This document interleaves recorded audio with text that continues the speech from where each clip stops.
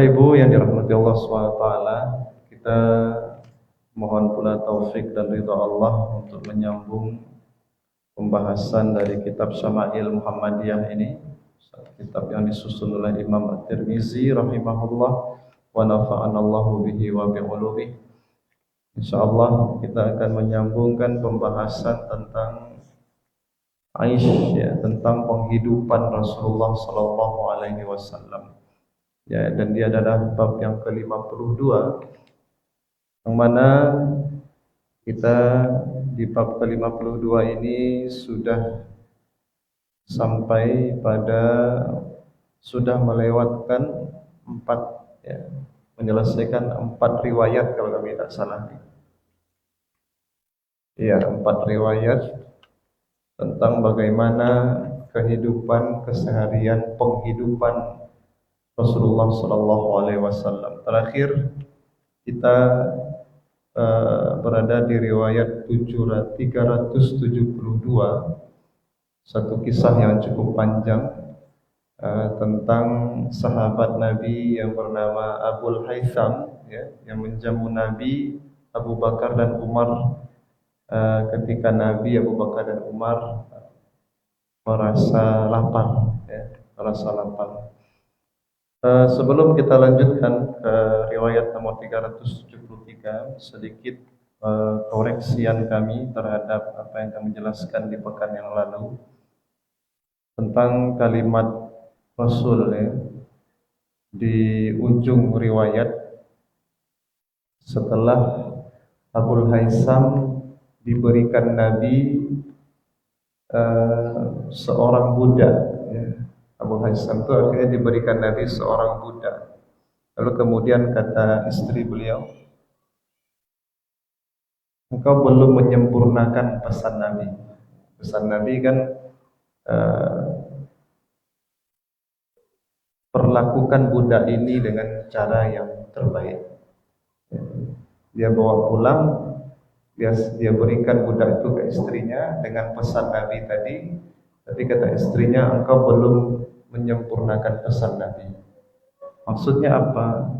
Maksudnya kalau ingin menyempurnakan pesan Nabi itu berarti merdekakan budak ini, ya, sebab yang terbaik bagi seorang budak adalah dengan dimerdekakan. Lalu kemudian dengan secara otomatis saja Abul Haytham yang luar biasa dermawan itu kemudian memerdekakan budak tersebut. Fahuwa atiq, kata beliau. Maka mendengar kabar seperti itu, ya, sampailah kabar itu ke Rasulullah SAW. Maka Rasulullah SAW bersabda, Innallaha lam yab'ats nabiyyan wala khalifatan. Innallaha lam yab'ats nabiyyan wala khalifatan.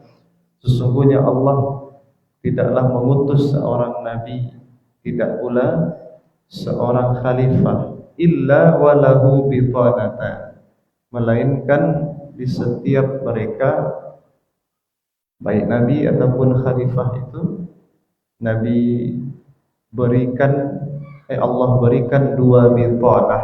2 bitanah ini yang ingin kita luruskan, kita perjelas di hari ini, bahwa 2 bitanah itu artinya adalah semacam 2 pengawal, ya. Mungkin pengawal kurang tepat.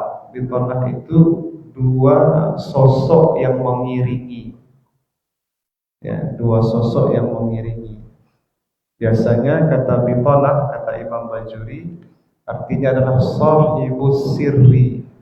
Sahibus sirri. Sahibus sirri itu artinya orang yang memegang rahasia seseorang, ya, apa namanya nih, kawan dekat lah, ya, kawan dekat.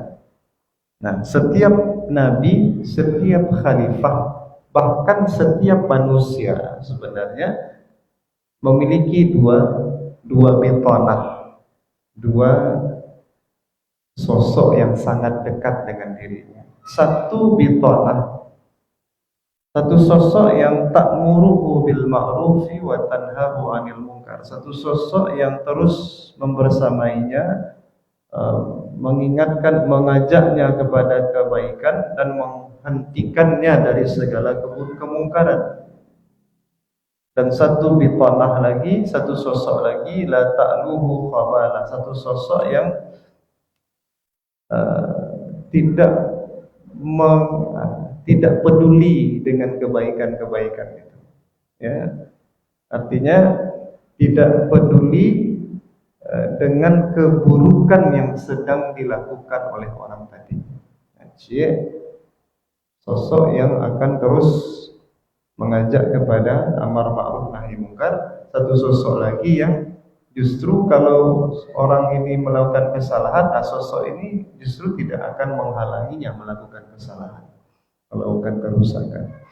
Berarti ada sosok baik, ada sosok buruk, ya, seperti itu.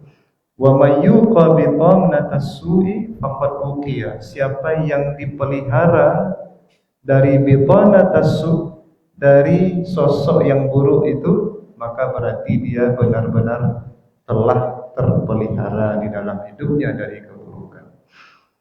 Nah, itulah nanti yang akan ditopang oleh hadis Nabi yang lain, bahwa kata Nabi sallallahu alaihi wasallam, "Ma minkum min ahadin illa waqad wukila bihi qarinuhu minal jinni wa qarinuhu minal malaikah." Ya, tidak seorang pun dari kalian melainkan ya telah dititipkan kepadanya satu qarin dari kalangan jin dan satu qarin dari kalangan malaikat. Di tiap-tiap kita ini, di qarin itu bukan jin saja, ya. Qarin itu juga ada malaikat. Ada yang mengiringi kita sesosok jin, ada yang mengiringi kita pula sesosok malaikat. Qalu, lalu para sahabat bertanya, "Wa iyyaka ya Rasulullah, apakah dirimu juga begitu ya Rasul?" Ada qarin dari bangsa jin, ada qarin dari bangsa malaikat. Ada yang jin yang mendampingi, ada pula malaikat yang mendampingi. Apakah dirimu juga begitu ya Rasul? Kata beliau, "Wa iyya, bahkan saya juga," kata Nabi. "Illa anna Allah a'anani alaihi fa aslama wa la ya'murani illa bi khairin." Hanya saja Allah Subhanahu wa taala menolongku untuk menaklukkannya jin ini. Fa aslama, kemudian jin itu masuk Islam, fala ya'murani illa bi khair, sehingga dia tidak mengarahkan aku, membisiki aku kecuali kebaikan-kebaikan. Nah, jadi di ujung riwayat yang 372 ini, ya, Rasulullah sedang mengisyaratkan tentang dua qarin, ya, jin dan malaikat. Ya, atau di dalam hadis yang lain disebut dua bisikan yang terus bertarung, bisikan setan dan bisikan malaikat. Nah, hebatnya Abu Haisam. Nah, ini kaitannya dengan Abu Haisam. Itu dia dalam kasus tadi, dalam riwayat tadi, dia selalu memenangkan bisikan malaikat. Jadi kalimat istrinya apa? "Engkau belum menyempurnakan pesan Rasul kecuali dengan engkau merdekakan budak ini." Nah, itu adalah bagian dari bisikan malaikat yang segera disambut oleh Abu Haisam. Kemudian dia memerdekakan budak, padahal dia membutuhkan budak. Nah, seperti itu. Jadi Nabi menutup riwayat itu ditutup dengan kalimat tadi seperti itu. Dan oleh karena itu setiap kita mesti dalam kesadaran penuh dan jangan hanya memahami bahwa istilah qarin itu hanya jin saja. Seolah-olah yang mengikuti kita ini cuma jin. Ya, padahal juga ada malaikat.